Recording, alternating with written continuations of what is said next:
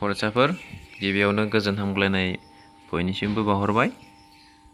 दिनै जोङो लेसन 2 फरायनायनि सोमोन्दै सोलोंगोन। द मांकि एन्ड द क्रकडाइल, मोख्रा आरो गोलेर। बेनि सोमोन्दै जोङो बे फरानि सोमोन्दै सोलोंगोन। मोख्रा आरो गोलेर बे मोनसे सल', बे सल'नि सोमोन्दै सोलोंगोन। सल'खौ सोलोंनायनि आगोलावनो जोङो नैबे बेवहाय मा दङ बेखौ जोङो नायनानै लानो एसे। बे फरायाव मा लिरदों जों बर' आरो इंलिस मोननै बिजोङाव जों सोलोंगोन। इंलिसाव मा बुंनाय जादों बेखौ आं बर'आव फोरमायलांगोन। दाना नायदो मा लिरदों। Let's look at the picture and talk about it. मा होनना बुंदों? फै जों सावगारिखौ नायनि आरो बेनि सोमोन्दै सावरायनि। बाहाय जोंहा गाहायाव सावगारि होनाय दङ। बे सावगारिखौ नुबायना? बेखौ जोङो सावगारि होनाय दङ। बेनि सोमोन्दै सावगारिखौ नायनि आरो जोङो सावरायनि होनना बुंदों। बेनिफ्राय गाहायाव मा लिरनाय दङ? नेम द animals U C in the picture होननानै बुंदों। सावगारियाव नुनाय जुनारफोरनि मुंखौ बुंनो थिनदों। सावगारियाव नुनाय जुनारफोरनि मुं। Are they friends? बिसोर लोगो नामा? What are they doing? बिसोर मा खालामगासिनो दं? Are they टकिं? बिसोरो रायज्लायगासिनो दं नामा? बेखिनियानो जोंहा बाहाय सावगारियाव मानै जुनार जों नुनो मोनदों। नैबे जाबाय रेबिट एन्ड नैबेखौ एलिफेन्ट। एलिफेन्टजों मा दङ? बल दङ। मा खालामदों बिसोरो? बिसोर गेलेनाय बादि नुदों ना? जानो हागौ बिसोरो गेलेदों सानैजों। आरो बिसोरनि महरखौ नायदो, बिसोरो रंजादों। गेलेयोबा जोङो रंजानाय मोनो। जानो हागौ बिसोरो सानैजों लोगो जादों। नङा होमबा? जोंबो जेरै लोगो जायो बेबायदिनो बिसोरो लोगो जादों। सानैजों जोङो सावगारिखौ नायोब्ला बुजिबायदि बिसोर सानैया लोगो जादों आरो सानैजों बल गेलेनो नागिरदों। बिसोरनि गोसोआव गोजोननाय दं। दा लोगो मोनोब्ला जोंबो गोजोननाय मोनो। दानिया गाहायाव नायदो। नाउ थिंक एन्ड से। दायो सान आरो बुं। बिसोरखौ साननो थिनदों गोसोआव, ओमफ्राय बुंनो थिनदों दै। नाम्बार 1आव हु इज इयुर फ्रेन्ड? सोर नोंनि लोगो? नाम्बार 2 व्हाट डु U like about your friend? नोंनि लोगोनि सोमोन्दै नों माखौ मोजां मोनो? व्हाट डु U like about your friend? नोंनि लोगोनि सोमोन्दै नों माखौ मोजां मोनो? दाना बाहाय नायदो। Let's read a story of two friends. फै जों सानै लोगोनि मोनसे सल' फरायनि होननानै बुंदों बाहाय। दाना सल'खौ जोङो फरायलांसै। दा बै सावगारिखौ नोजोर हो। मोख्रा आरो गोलेरखौ नुनो मोन्दों। मोख्राखौ मांकि आरो गोलेरखौ क्रकडाइल होननानै जोंहा बुङो। दाना नायदो। Once there lived a monkey in a rose apple tree. माने सानसे फांसे जाम्बु बिफाङाव मासे मोख्रा थायोमोन। The rose apple tree was beside a river. जाम्बु बिफाङा मोनसे दैमानि सेराव दंमोन। वान डे सानसेखालि द मांकि was swinging on the rose apple tree. सानसेखालि मोख्राया जाम्बु बिफाङाव बागदिंगासिनो दंमोन। He saw a crocodile swimming in the river. बियो दैमायाव मासे गोलेरखौ सानस्रिबाय थानाय नुदोंमोन। ओमफ्राय बेथ' सानस्रिबाय थानायखौ नुबाय। दायो मोख्राया मा बुंखो गोलेरखौ? हेल' हु आर इउ? ओइ नों सोर? वेर डु इउ लिभ? नों बबेयाव थायो? दानिया गोलेरा बुंबाय हेल' आइ एम ए क्रकडाइल। आं मासे गोलेर। आइ लिभ इन द रिभार। आं दैमायाव थायो। दानिया गाहायाव नायदो। द मांकि एन्ड द क्रकडाइल बिकेम फ्रेन्ड्स। मोख्रा आरो गोलेरा लोगो जादोंमोन। वान डे सानसेखालि। गोलेरा मोख्राखौ मायबा मोनसे बुंदों। मा बुंदों जों फरायनोसै। I am very hungry. आं जोबोद उखैदों। I want to eat something. आं माबा मोनसे जानो लुबैदों.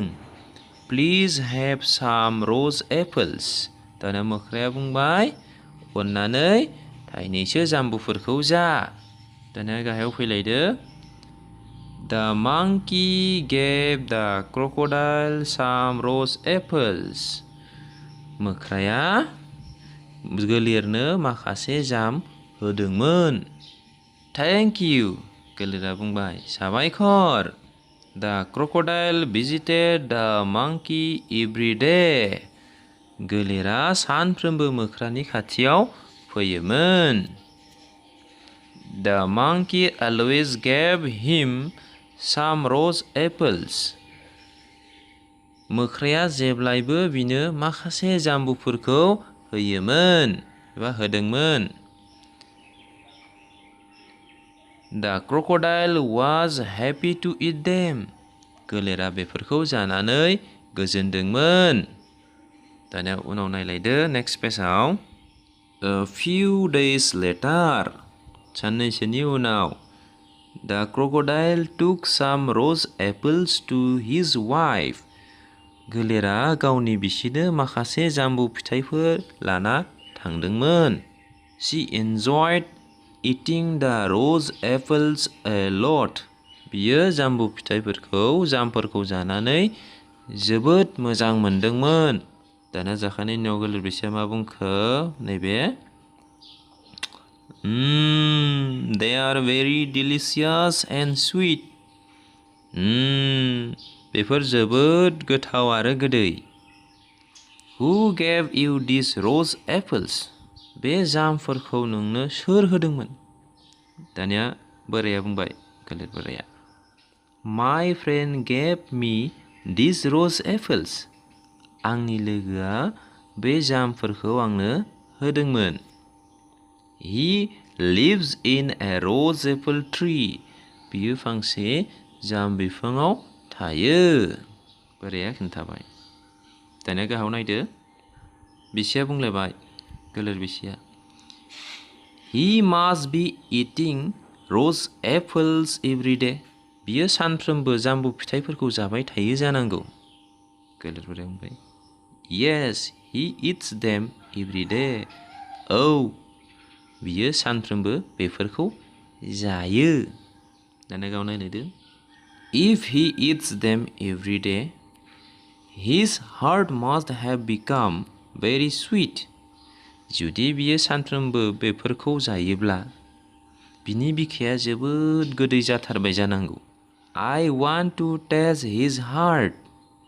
आं बिनि बिखाखौ जाना नायनो लुबैदों होनबाय गोलेर बिसिया. That's not possible. बियो जानो हाया. The monkey is my friend. मोख्राया आंनि लोगो. गोलेर बोराया बुंबाय आरो. दायो नेक्स्ट पेजआव नायदो. दानिया गोलेर बिसिया रागा जोंबाय. बुंबाय बियो He may be your friend. बियो नोंनि लोगो जानो हागौ. But I want to taste his heart. नाथाय आं बिनि बिखाखौ जाना नायनो लुबैयो. Bring it to me. बेखौ आंनिसिम लाबो. Next day, the crocodile went to meet the monkey. अखानायै गोलेरा मोख्राखौ लोगो हमनो थांदोंमोन. The crocodile invited the monkey to his home. गोलेरा मोख्राखौ गावनि न'आव हांख्रायदोंमोन. दाना मोख्राया बुंबाय Thank you for your invitation. नोंनि हांख्रायनायनि थाखाय साबायखर. Crocodile बुंबाय My wife will be happy to meet you. आंनि बिसिया नोंखौ लोगो मोननानै गोजोनगोन. The monkey and the crocodile were on the way to the crocodile's home. मोख्रा आरो गोलेरा गोलेरनि न' फारसे थांनाय लामायाव दंमोन.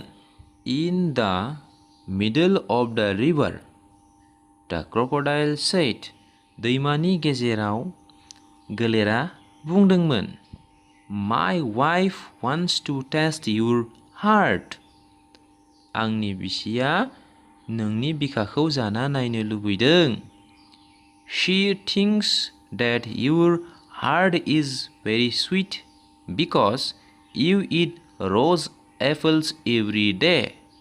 बियो सानो दि नोंनि बिखाया जोबोद गोदै मानोना नों सानफ्रोमबो जामुंफोरखौ जायो.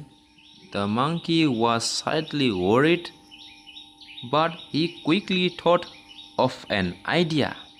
मोख्राया एसे जिंगा जादोंमोन, नाथाय बियो गोख्रैनो मोनसे सोलो सानखांदोंमोन आरो. But my heart is not with me now. नाथाय आंनि बिखाया दा आंजों गैया. I have kept it in the tree. आं बिखौ बिफाङावसो दोनबाय. Let's go back and bring it. थुदो जों थांफिननोसै आरो बेखौ लाबोनोसै. दानिया बिदि बुंनायाव गोलेरा बुंलायबाय, Is it so? बिदिसो नामा? Let's go back then. अब्ला थुदो जों थांफिननोसै. On reaching the bank, the crocodile jumped on to it and climbed up the tree. रुगुङाव सहैग्रोमोना मोख्राया बेयाव बारखोदोंमोन आरो बिफाङाव गाखोदोंमोन. Ha ha ha ha. I don't keep my heart in the tree. Ha ha ha ha. आं आंनि बिखाखौ बिफाङाव दोना. It's with me. बेयो आंजोंनो दं. I shouldn't have believed you. आं नोंखौ फोथायनो नाङामोन. I don't need a friend like you. आंनो नों बायदि लोगोखौ नाङा. Please go away. अन्नानै जायखारलां. The crocodile was sad to lose his friendship with the monkey. गोलेरा मोख्राजों लोगो गोमानानै दुखु मोनदोंमोन. होमबा जोङो बेखिनियावनो जों फोजोबबाय. मोख्रा आरो गोलेरनि सल'आ बेयावनो जोबबाय. दानिया जोबबाय लेसन 2 दा मांकि एन्ड दा क्रकडाइलखौ नोंसोरो बर'आव बुजिबाय बेखौ नोंसोरो नायबाय था आरो मिनिंफोरखौ बुजिनो नाजा.